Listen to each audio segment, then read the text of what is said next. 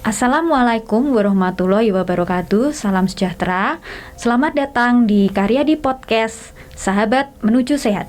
Halo, apa kabar? Sahabat sehat RSUP Dr. Karyadi Semarang. Perkenalkan, saya Ceria Anindita sebagai host pada kesempatan ini. Perkembangan dunia kedokteran sangatlah pesat, baik dalam penegakan diagnosis, tata laksana maupun dalam penelitian. Salah satu penelitian yang sangat berkembang di dunia kedokteran adalah stem cell. Pada episode kali ini, saya akan ngobrol bersama ahlinya, yaitu Dr. Santoso, SPPD KHOM. Dr. San adalah salah satu ahli di bidang stem cell, terutama hematopoietic stem cell transplant di Indonesia. Sangat istimewa sekali. Halo dokter, apa kabar dok? Baik Kak Ceria. Dokter, episode kali ini kita akan membahas tentang keistimewaan dari stem cell atau sel punca ya dok ya. Baik dokter, kita sering mendengarkan stem cell. Jadi sebetulnya stem cell itu apa sih dok, dan fungsinya itu apa? Iya Mbak Ceria, stem cell ini atau disebut juga sel induk atau sel punca. Jadi macam-macam orang memanggilnya ya. Jadi kalau nama ilmiah stem cell ya. Ada yang menyebut di Indonesia kan sel punca atau sel induk. Jadi ini ada sel yang mampu berubah dari sel itu memperbanyak menjadi dirinya sendiri. Dia juga bisa memperbanyak menjadi sel-sel yang lebih tua. Istilah medisnya berdiferensiasi. Jadi ini berkembang sehingga menjadi sel yang lebih tua dan dia kembali juga menjadi dirinya sendiri. Itu konsep mengenai stem cell. Baik dok, tadi sudah sedikit dijelaskan ya dok tentang metodenya. Jadi sel ini akan berdiferensiasi, membelah diri, kemudian akan beregenerasi menjadi dirinya sendiri, itu ya dok ya. Sehingga beda ya dok terapi dengan medikamentosa atau dengan stem cell ini. Mungkin bisa dijelaskan sedikit dok tentang metodenya. Ya, sebelum ke metode, mungkin kita jelaskan dulu macam-macam sel stem cell ini. Oh boleh dok. Jadi ada yang didapat dari embrionik, ya. Ada yang dari dewasa. Kalau embrionik itu dari embrio, memang dari embrio memang masih sel yang muda banget ya. Tapi itu juga sel yang dewasa. Kita bisa ambil dari sel sumsum tulang misalnya. Itu juga ada stem cellnya di sana.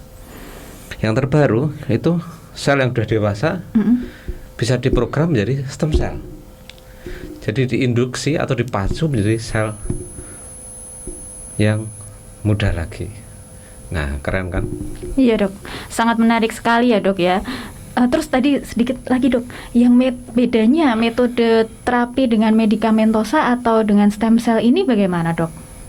Ya. Karena kan sekarang ini banyak banget bagian ilmu kedokteran yang menggunakan stem cell ini sebagai terapi ya dok. Kalau stem cell ini kan berfungsi untuk merubah microenvironment, itu bisa, atau lingkungan ya, merubah lingkungan. Yeah. Atau juga mengganti sel-sel yang rusak. Jadi konsepnya memang beda antara terapi obat-obatan dengan stem cell. Jadi contoh misalnya pada leukemia gitu ya. Leukemia. Terapi stem cell ini juga tidak berdiri sendiri, tapi juga berkaitan dengan obat-obatan. Misalnya leukemia risiko tinggi, itu dikasih obat-obatan sampai membaik. Karena risiko tinggi itu kambuh, dilanjutkan dengan terapi stem cell. Jadi tidak dibandingkan stem cell dibandingkan dengan obat, ini saling membantu. Saling membantu ya dok ya, betul. Gitu. Baik dok, stem cell ini selalu diambil dari makhluk hidup ya dok ya. Selain dari manusia, apa lagi dok yang bisa diambil? Apakah dari hewan mamalia gitu bisa diambil juga dok? Ya, semua makhluk hidup itu ada sel induknya atau stem cellnya. Bahkan kalau di dunia pertanian gitu ya, ada namanya kultur jaringan. Itu juga sel yang masih muda itu. Kemudian kalau dari binatang, mamalia juga bisa. Hanya masalahnya kalau dari binatang itu Kadang terkait masalah etik, Iya. efek samping ke depan yang kita tidak tahu. Ini yang bisa menjadi masalah. Baik dok, menarik sekali dok. Tadi sudah disebutkan oleh dokter, ada yang sekarang ini dari yang tua, sel yang tua ini bisa dimudahkan kembali gitu ya dok. Jadi apakah stem cell ini bisa dipakai untuk penyakit-penyakit degeneratif dok? Bisa, jawabannya bisa. Jadi stem cell ini untuk penyakit degeneratif juga bisa.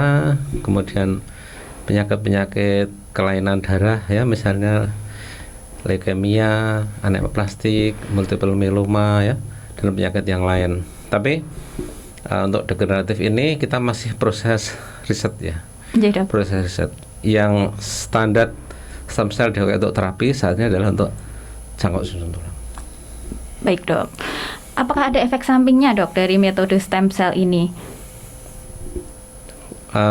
Semua terapi itu memiliki risiko ya. Pada dasarnya memiliki risiko. Misalnya terapi stem cell untuk leukemia ya, kan ada bisa dua cara itu. Stem cellnya itu dari diri sendiri atau dari orang lain. Nah, kalau dari diri sendiri, karena sudah dikenal, tentunya untuk keberhasilan tubuhnya lebih tinggi. Tetapi kemungkinan terkontaminasi sel leukemia kan ada. Jadi kemungkinan kambuhnya lebih banyak.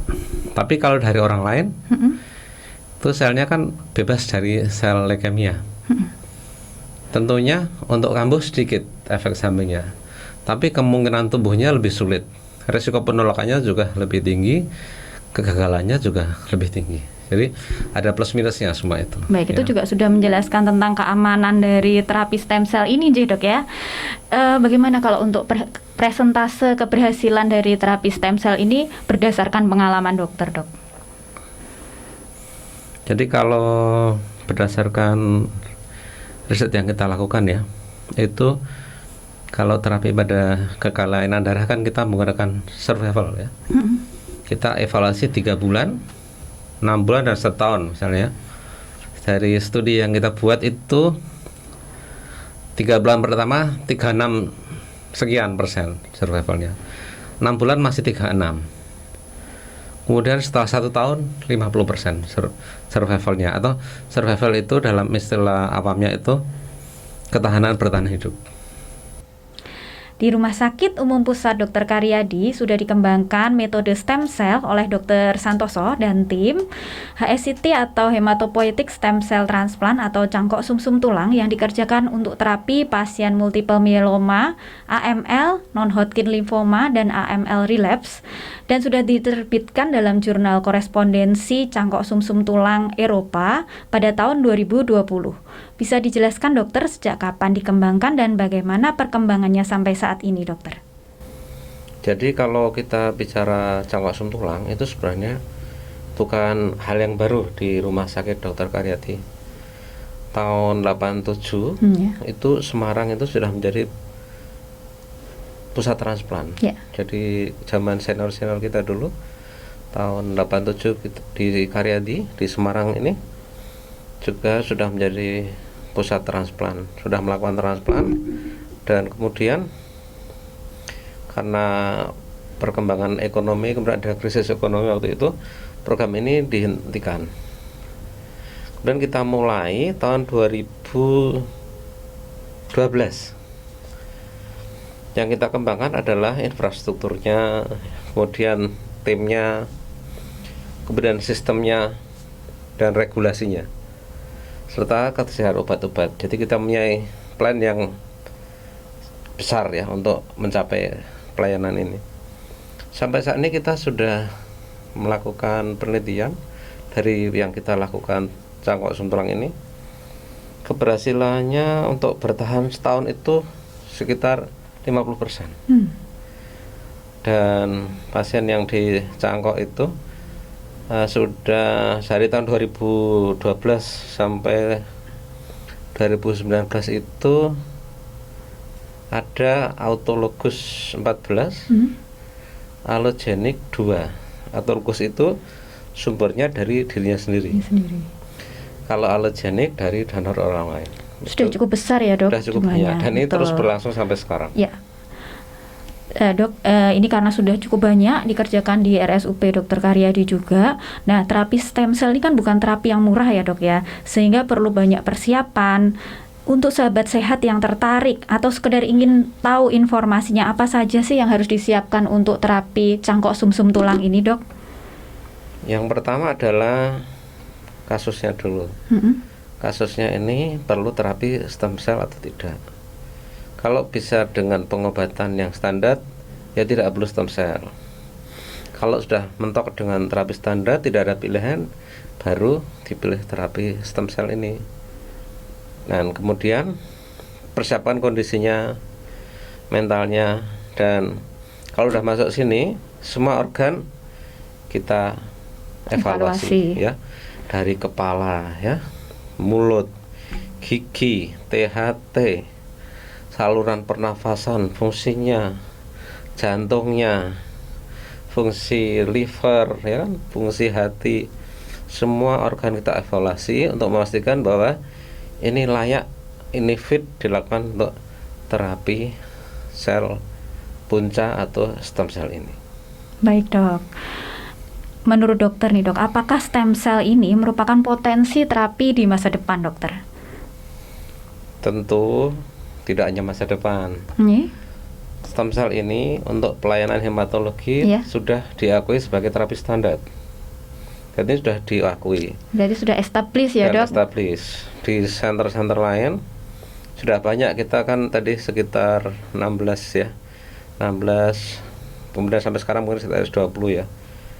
Kayak Singapura sudah ratusan, Vietnam yang negara kecil aja sudah ratusan. Tentu kita harus mengejar ketertinggalan ini ya. Di segala bidang kita harus berbenah agar ke depan kita bisa menjadi center yang cukup maju di Asia Tenggara ini melalui pelayanan stem cell ini. Baik dokter, semangat dan sukses terus untuk tim cangkok sumsum tulangnya ya dok ya. Dok, untuk pertanyaan terakhir nih, pasti ini juga ditunggu-tunggu karena saat ini di masa pandemi COVID-19 ini dok, apakah metode stem cell ini juga bisa sebagai terapi COVID-19 ini dok? Untuk COVID-19 kita tadi bicara lebih banyak ke hematopoietic stem cell. Betul. Ada namanya mesenchymal stem cell. Nah, mesenchymal stem cell ini juga digadang-gadang menjadi terapi untuk COVID. Caranya, secara prinsip, sel induk dari mesenchym ini akan memperbaharui, memperbaiki lingkungan organ-organ yang rusak. Dan ini masih riset, masih ada yang sudah publikasi dan terus berjalan. Dan mudah-mudahan kita juga ke depan bisa menjadi center yang ikut terlibat di dalam perubahan paradigma terapi COVID-19. Dr. Santoso, terima kasih banyak sudah datang ke studio podcast Karyadi. Terima kasih sudah berbagi pengetahuan dan informasi tentang stem cell yang sudah dikembangkan dan dikerjakan di Rumah Sakit Kebanggaan Kita, Rumah Sakit Umum Pusat Dr. Karyadi. Saya Ceria Anindita dan saya Damai Santoso. Pamit, tetap patuhi protokol kesehatan dengan 5M, yaitu memakai masker, mencuci tangan, menjaga jarak, menjauhi kerumunan, dan membatasi mobilisasi. Sampai bertemu di episode podcast Karyadi selanjutnya, dan jangan lupa untuk mengikuti terus media sosial Rumah Sakit Umum Pusat Dr. Karyadi untuk mendapatkan informasi terkini tentang dunia kesehatan. Akhir kata, semoga podcast ini bermanfaat dan Karyadi bangga melayani.